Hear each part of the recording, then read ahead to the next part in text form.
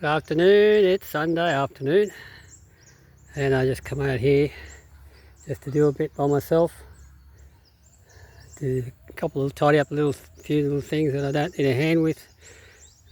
So tomorrow I think my original labourer has got the 3 days off because of the fiesta. He doesn't want to work, he wants to party, which anyway, doesn't want the money.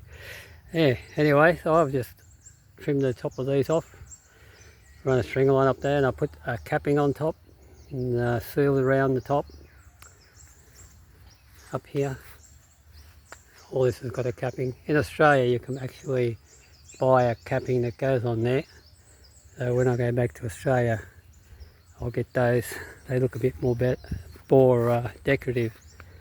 They come up to a peak, but that's okay. The hollow blocks arrived yesterday and a bit of sand and gravel, and I'm in two minds what I'm going to do. Whether I'm going to start on the fence and close the side off or tomorrow, or pour the slab for the carport. That's the carport there off the house.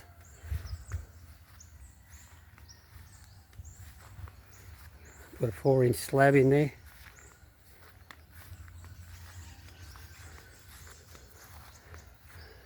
I should put a work shed out here, a 1 metre work shed.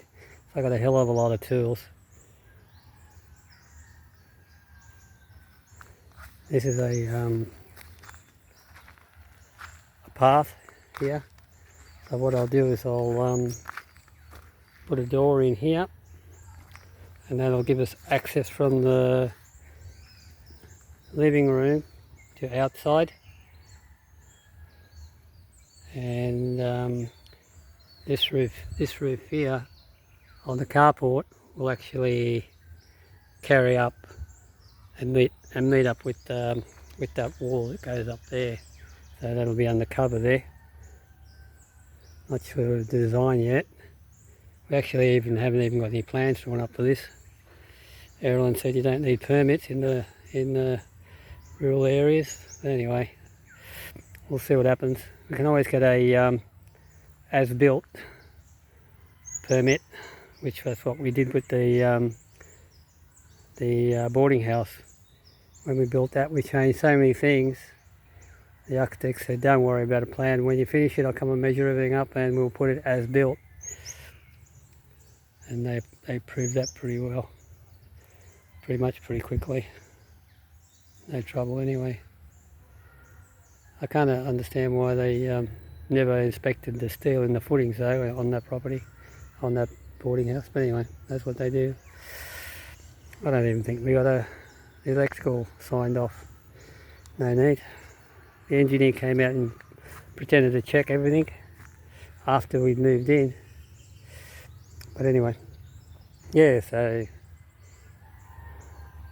I've got all these marked out. There's 15 pieces of 4B2 tubular to go along there. And I'll go to City Hardware this afternoon and pick up some galvanised brackets, and I'll text through them in. I wouldn't mind welding them, but apparently I spoke to the guy doing the deep well, and he said the electric next door is no good. It's too low power for a welder. So maybe I'll invest in a small generator, just enough to fix it. I've got a generator, but it's a bit dodgy. It keeps blowing up on me, I don't know. Anyway, yeah, so the house will virtually, where this beam is here, it'll come 600 over, and there'll be a wall going down there, and then I'll cantilever the rafters out here, and will give us a 2 metre balcony right along there with a dirty kitchen on the end there.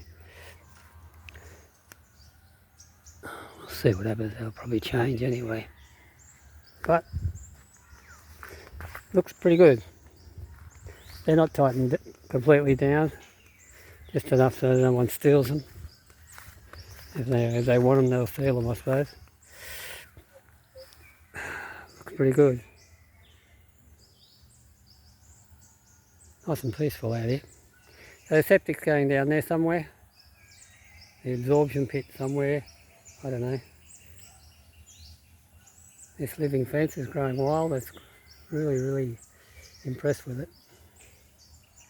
But I wasn't impressed with the guys who did the deep well. They've demolished a section of the fence there. God, I didn't even notice it until today. Because they had their pipes laying up against the fence. And to hide them, they threw all the branches on top so no one would steal them. Like there's so much shit around here. They had to demolish the fence. I might tear a strip off him when I see him next. Anyway, not the end of the world, but it's not the point. Okay, I'll go home, get some batteries and come back again maybe. Maybe. Have a good Sunday, guys.